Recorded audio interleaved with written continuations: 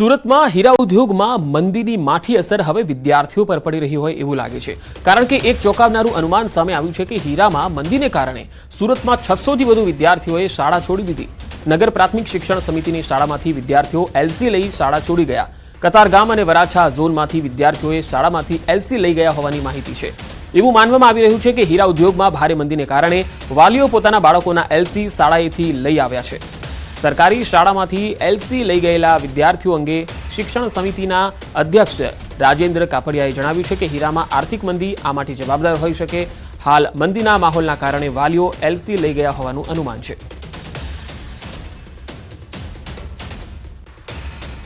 50 શાળામાંથી 603 વિદ્યાર્થીઓ એલસી કાઢ્યા. શું કારણ લાગે છે? વરાછા ઝોનની 50 શાળામાંથી એકંદરે 603 બાળકો દિવાળીના વેકેશન પછી સ્કૂલ લિવિંગ સર્ટિફિકેટ લઈને વતન ગયા હોય, મકાન શિફ્ટ કર્યું હોય, એ કારણો કે બીજી સ્કૂલમાં ગયા એ કારણો આપીને એલસી લઈ ગયા છે. આના અગેન્સ્ટમાં વરાછામાં આપણે હંમેશા વેઇટિંગમાં હોય એટલે 592 બાળકોએ પાછો નગર પ્રાથમિક શિક્ષણ સમિતિમાં પ્રવેશ લીધો છે. એટલે આમ જોવા જાય તો એ રેશિયો થોડો ઓછો છે. રાજેન્દ્રભાઈ, સીધો સવાલ, 603 વિદ્યાર્થીઓએ એલસી લઈ લીધી છે, તેની સામે 500 જે બાળકો આવ્યા છે પ્રાઇવેટ શાળામાંથી સરકારીમાં, એવું નથી લાગતું? બની શકે કે મંદીને કારણે આપણે જે ગયા વર્ષે એ બાળકોને એડમિશન આપી ન શક્યા હતા એ 592 બાળકો પ્રાઇવેટ શાળામાંથી નગર પ્રાથમિક શિક્ષણ સમિતિની શાળામાં આર્થિક ભીષને કારણે કે બીજા કારણોની સર આપણી નગર પ્રાથમિક શાળામાં પ્રવેશ મેળવ્યો હોઈ શકે. બિલકુલ. આ હતા રાજેન્દ્રભાઈ. તેમનું સીધું કહેવું છે કે મહાનગરપાલિકાની શિક્ષણ સમિતિની શાળામાં મફતમાં શિક્ષણ આપવામાં આવે છે, તે છતાં 603 બાળકોએ એલસી કાઢી લીધું છે. ક્યાંક અન્ય સ્કૂલ તો ક્યાંક વતન તરફ પરિવાર સાથે હિજરત કરી છે. ત્યારે કહી શકાય આર્થિક મંદીમાં ફસાયેલા રત્ન કલાકારોના પુત્ર કે જે પ્રાઇવેટ શાળામાં અભ્યાસ કરતા હતા તેવા 500 કરતાં વધુ બાળકો સરકારી શાળામાં આવ્યા છે. એટલે કે આ બંને કારણો જોતા લાગી શકે છે કે મંદીની સીધી અસર ચોક્કસ પરિવાર પર દેખાતી હતી. રત્ન કલાકારો આપઘાત કરતા હતા, પણ હવે આ મંદીની અસર તેમના બાળકોના ભવિષ્ય અને તેમના ભણતર પર પણ દેખાઈ રહી છે. કેમેરામેન ભરત બ્રહ્મભટ્ટ સાથે કીર્તેશ પટેલ, ન્યૂઝ 18 ગુજરાતી, સુરત. મોટી આગાહી કરી 24 કલાક દરમિયાન કચ્છમાં કોલ્ડ વેવની આગાહી કરવામાં આવી. કચ્છના નલિયામાં સૌથી ઓછું તાપમાન નોંધાયું છે. નલિયામાં શીતલહેર સાથે 6.4 ડિગ્રી તાપમાન રહ્યું. અમદાવાદમાં પણ ઠંડીએ જોર બતાવ્યું છે. અમદાવાદમાં 13.7 ડિગ્રી તાપમાન રહ્યું. ગાંધીનગરમાં 10 ડિગ્રી तापमान જોવા મળ્યું. नलिया में रिपोर्ट हुआ है कच्छ डिस्ट्रिक्ट में, और अगले 24 घंटे में भी उम्मीद है कि कच्छ के एक आइसोलेटेड पॉकेट्स में कोल्ड वेव रहने की उम्मीद है. सर रीजन क्या है? रीजन WD पास हुआ है, तो नॉर्थरली विंड्स हैं, थोड़ी कोल्ड विंड्स होती हैं नॉर्थरली, इसकी वजह से टेम्परेचर डाउन आए हैं. सर आज टेम्परेचर क्या है? आज का टेम्परेचर जो अहमदाबाद का रहा है 13.7 रहा है. कल के मुकाबले तो 0.2 डाउन आया है, लेकिन जो डिपार्चर नॉर्मल से है वो आया है -0.7 डिग्री. આરોપીઓનું સરઘસ કાઢ્યું. ગુજરાત પોલીસે ગૃહ રાજ્યમંત્રીની સૂચનાથી રાજ્યભરમાં ગુનેગારો પર કડક કાર્યવાહી કરી સરઘસો કાઢી તવાઈ બોલાવી છે. ત્યારે વડોદરા પોલીસે પણ પાણીગેટના મુખ્ય માર્ગ પર હથિયારોથી હુમલો કરનારાને ઝડપી અને તેનું સરઘસ કાઢ્યું. આરોપીઓની પોલીસે સરભરા કરતા આ શખ્સોને ચાલવાના ફાંફા પડી ગયા. સ્ક્રીન પર દેખાઈ રહેલા આરોપીઓએ હિતેશ કહાર પર હથિયાર વડે જીવલેણ હુમલો કર્યો. ત્યારે નરેશ, હર્ષ અને શિવમ કહાર નામના આરોપીનું સરઘસ કાઢી અને ઘટનાનું રિકન્સ્ટ્રક્શન કરવામાં આવ્યું.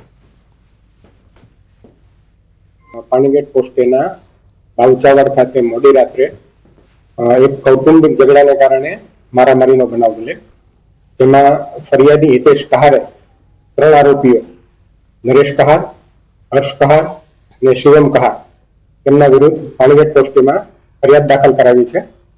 જેમાં મારામારીના બનાવમાં ચપ્પુ અને તલવારનો પણ ઉપયોગ. ડિંડોલીમાં લગ્ન પ્રસંગમાં ફાયરિંગ કરનારા આરોપીનો વિડીયો વાયરલ થયો. એસીપી સાથેનો એક વિડીયો વાયરલ થયો છે.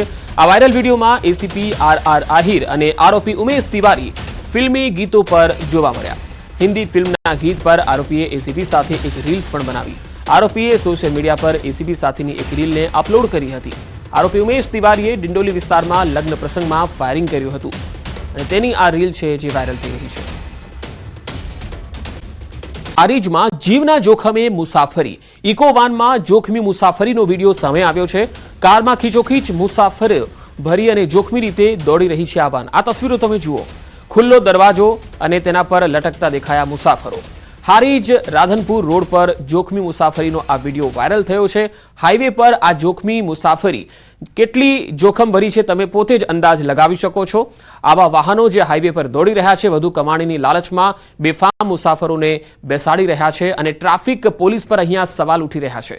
હારીજમાં જીવના જોખમે મુસાફરી અહીંયા વાનમાં થઈ રહી છે. કેટલાક મુસાફરો જોઈ શકો છો તમે ઊભા મુસાફરી કરી રહ્યા છે. એક વાનમાં જેટલી કેપેસિટી હોય છે તેના કરતાં પણ 2 ગણા મુસાફરો અંદર બેસાડવામાં આવ્યા છે. વાનમાં ખીચોખીચ મુસાફરો છે અને હાઈવે પર આ વાન દોડી રહી છે. ખુલ્લા દરવાજા ઉપર લટકતા મુસાફરો જોઈ શકાય છે. હારીજ રાધનપુર રોડ પર આ પ્રકારે જોખમી મુસાફરીનો વિડીયો વાયરલ થયો છે. અહીંયા ટ્રાફિક પોલીસની કામગીરી પર પણ સવાલ ઉઠી રહ્યા છે. હાઈવે પર આ પ્રકારના જે વાન ચાલકો છે એ આ રીતે મુસાફરોને ભરીને લઈ જતા હોય છે, પરંતુ ટ્રાફિક પોલીસનું અહીંયા ધ્યાન કેમ નથી થતું, કેમ નથી જઈ રહ્યું એ પણ સવાલ છે. વધુ માહિતી સાથે પાટણથી સંવાદદાતા અશરફ જટ જોડાયા છે. અશરફ, આ રીતે જોખમી મુસાફરીનો જે વિડીયો વાયરલ થયો છે કયા સમયનો છે, કેટલા દિવસ પહેલાનો છે? શું પોલીસનું ધ્યાન ગયું છે ખરું આ વિડીયો ઉપર? બિલકુલ પંકજ, જે દ્રશ્યો દેખાય છે તે હારીજથી રાધનપુર જતાના હાઈવે માર્ગના છે, જ્યાં ઇકો ચાલક જે મુસાફરોને બેસાડીને જઈ રહી છે, પરંતુ ક્યાંક મુસાફરોના જીવમાં જોખમમાં મૂકીને જે ચાલક છે તે ઇકો ચલાવી રહ્યો છે. ચોક્કસ હારીજ ટ્રાફિક પોલીસ ઉપર સવાલો ઉભા થાય છે, કારણ કે જે ઇકો જ્યાંથી મુસાફરો બેહારે છે તે હારીજ ચોકડી પરથી બેહારે છે, ત્યાં જ ટ્રાફિક પોલીસનો પોઈન્ટ પણ આપવામાં આવે છે. પરંતુ જેમ છતાં આ રીતે જીવના જોખમે ઇકો ચાલક મુસાફરોને બેસાડીને ત્યાંથી પસાર થઈ રહ્યો છે. જો જે દરવાજા જોડે જે એક મુસાફર લટકાઈ રહ્યો છે, જેનો હાથ જો છૂટી જાય તો ક્યાંક તેનો જીવ પણ મુશ્કેલીમાં મુકાઈ જાય છે. મહત્વનું છે કે હારીજ અને રાધનપુર આ હાઈવે ઉપર અનેક એવા અકસ્માતો સર્જાયા છે, અનેક લોકોના જીવ ગુમાયા છે, પરંતુ આ રીતે જો ટ્રાફિક પોલીસ કડક વલણની અપનાવે તો ઇકો ચાલક આ રીતે જો બેફામ મુસાફરોને બેસાડીને દોડશે તો ક્યારેક કોઈક અનહોની સર્જાઈ શકે છે. જી અશરફ, આભાર માહિતી આપવા માટે. ઉત્તરાખંડના નૈનીતાલમાં પ્રવાસીઓની ઈચ્છા પૂર્ણ થઈ. ઉત્તરાખંડમાં આકાશી ચાંદીની વર્ષા શરૂ થઈ. જી હા, અમે વાત કરી રહ્યા છીએ હિમવર્ષાની. સિઝનની પહેલી બરફવર્ષા જોઈને પ્રવાસીઓ ઉત્સાહિત થઈ ગયા. ઊંચાઈવાળા વિસ્તારોમાં હિમવર્ષાનો નજારો જોઈને પ્રવાસીઓ ઉત્સાહિત થઈ ગયા છે. નૈનીતાલના મોલ રોડ પર પણ પ્રવાસીઓ પહોંચ્યા. નૈનીતાલમાં હિમવર્ષાનો આનંદ માણી રહ્યા છે. હવામાન વિભાગે પર્વતીય પ્રદેશોમાં હિમવર્ષાની ચેતવણી જારી કરી હતી. જોકે નૈનીતાલમાં છેલ્લા 3 વર્ષથી ભાગ્યે જ હિમવર્ષા જોવા મળતી હોય છે. આ હિમવર્ષાથી વેપારીઓ પણ ઉત્સાહિત થયા. જોકે હવામાનમાં બદલાવના કારણે ઠંડી ખૂબ જ છે અને લોકોને આગનો સહારો લેવો પડી રહ્યો છે. हम लोग आए थे कि एकदम मस्त 2 दिन का ट्रिप जाएंगे, कैची धाम नैनीताल घूम के आ जाएंगे, और ये जो टाइम था ये स्नोफॉल का था नहीं, बट अनएक्सपेक्टेडली जो हम लोग स्नोफॉल देखे हैं ना, एकदम मज़ा आ गया. एंजॉय किया है, बेस्ट एक्सपीरियंस है लाइफ का, और ये फर्स्ट टाइम हम स्नोफॉल होते हुए देखे हैं. अभी तो देखो शुरुआत हो ही रही है, तो आपको उम्मीद करते हैं अच्छा स्नोफॉल होगा. कल को टूरिस्ट बढ़ेगा, हमारा कारोबार बढ़ेगा सबका. कितने सालों बाद हुआ है क्या ये 3 साल बाद हुआ है. थोड़ा थोड़ा तो हुआ है, लेकिन 3 साल पहले जितना हुआ था उतना नहीं हुआ ये. उत्तराखंड में मौसम विभाग की चेतावनी का असर साफ दिख रहा है और लगातार उच्च हिमालयी क्षेत्रों में स्नोफॉल हो रहा है. नैनीताल में भी देख सकते हैं कि किस तरह के नज़ारे हैं. लगातार जो स्नोफॉल है वो हो रहा है और उस तरफ जो पूरी मार्केट है वो लदगद हो चुकी है. स्नो व्यू वाला ये पूरा इलाका है. टूरिस्ट लगातार यहाँ आवाजाही कर रहे हैं और जो नीचे देख सकते हैं कि जो टूरिस्ट हैं वो लगातार आ रहे हैं, एंजॉय कर रहे हैं इन सारे पलों का. क्योंकि जिस तरह से मौसम विभाग ने कहा था कि यहाँ पर मौसम बदलेगा, बारिश होगी, स्नोफॉल होगा, तो कहीं ना कहीं उसका असर दिख रहा है. तो आने वाले दिनों में इसी तरीके का मौसम अगर रहता है तो पर्यटन कारोबार को बढ़िया बूम मिलेगा. अच्छे टूरिस्ट यहाँ पर आएंगे, कारोबार अच्छा होगा. तो कहीं ना कहीं जो प्रशासन की व्यवस्थाएं हैं उनको भी पूरा करना होगा, अलाव की व्यवस्था करनी होगी. इसके अलावा जो सुविधाएं टूरिस्ट को मिलनी है वो देनी होंगी. तो कहीं ना कहीं पर्यटन कारोबार भी आगे बढ़ेगा. हालांकि इन नज़ारों को देखने के लिए पर्यटक पहाड़ पहुंचने लगे हैं. वीरेंद्र बिस्ट, न्यूज़ 18, नैनीताल. હિમવર્ષા બાદ ગંગોત્રી ધામ ખૂબ જ સુંદર દેખાઈ રહ્યું છે. ગંગોત્રી ધામની તાજેતરની તસવીર સામે આવી, જ્યાં સમગ્ર વિસ્તાર બરફની સફેદ ચાદરથી ઢંકાયેલો નજરે પડ્યો. ખૂબ જ સુંદર આ તસવીરો જુઓ. જો કે આ સમયે ગંગોત્રી ધામમાં હિમવર્ષા બંધ થઈ ગઈ છે, પરંતુ આકાશ વાદળછાયું છે.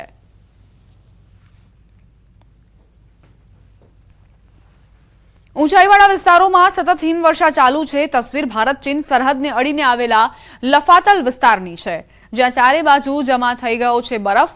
પરંતુ આ વિસ્તારોમાં બીઆરઓના સૈનિકો આ દિવસમાં પણ બરફ હટાવવામાં વ્યસ્ત છે. -10 ડિગ્રી તાપમાન છે. જ્યારે તે -15 પર પહોંચે છે ત્યારે પણ ભારતીય સેના આઈટીબીપી જવાનો દેશની સરહદો પર તૈનાત રહે છે. તો ઉત્તરાખંડના અલ્મોડા જિલ્લામાં મોસમની પ્રથમ હિમવર્ષા શરૂ થઈ ગઈ છે. ચોબટિયા, જાગેશ્વર, બિનસર સહિતના જિલ્લામાં ઊંચા શિખરો પર હિમવર્ષા થઈ છે. આ સાથે જ નીચેના વિસ્તારોમાં વરસાદથી ખેડૂતો ખુશ છે. વરસાદ ન થવાથી લાંબા સમયથી ખેડૂતોને દુષ્કાળનો ભય હતો.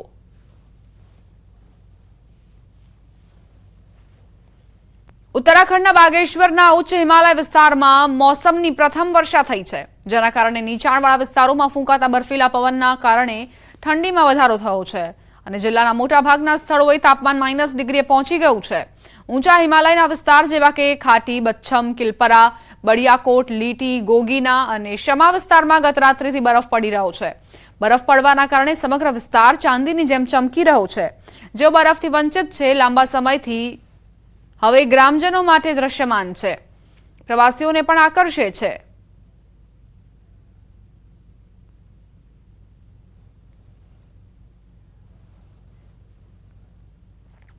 ઉત્તરાખંડમાં સિઝનની પહેલી બરફ વર્ષાથી ન ફક્ત પ્રવાસીઓ પરંતુ ખેડૂતો, સ્થાનિકો અને પ્રવાસન ઉદ્યોગ સાથે સંકળાયેલા લોકો પણ ખુશ થયા.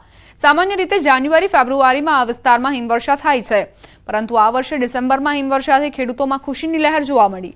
જિલ્લાના રાણીખેત અને ચોબટિયામાં સિઝનની પ્રથમ હિમવર્ષા શરૂ થઈ. ડિસેમ્બરમાં હિમવર્ષાના કારણે પ્રવાસીઓની સંખ્યામાં વધારો થવાની આશંકા છે. નવા વર્ષની ઉજવણી કરવા પહાડો પર આવતા પ્રવાસીઓને હવામાને ભેટ આપી દીધી છે. जो भी बर्फ इधर 10-15 साल से जो बर्फ गिर रही थी वो हमेशा जनवरी फरवरी में ही गिर रही थी, या फरवरी में ही गिर रही थी या जनवरी में गिर रही थी. लेकिन इधर ये जो बर्फ गिरी है 20 साल बाद जाके जो ये बर्फ गिरी है, आज दिसंबर में गिरी है. इस दिसंबर की बर्फ से चौबटिया गार्डन में जो फल सेब का जो उत्पादन होता है उस पर भी इसका इफेक्ट पड़ेगा.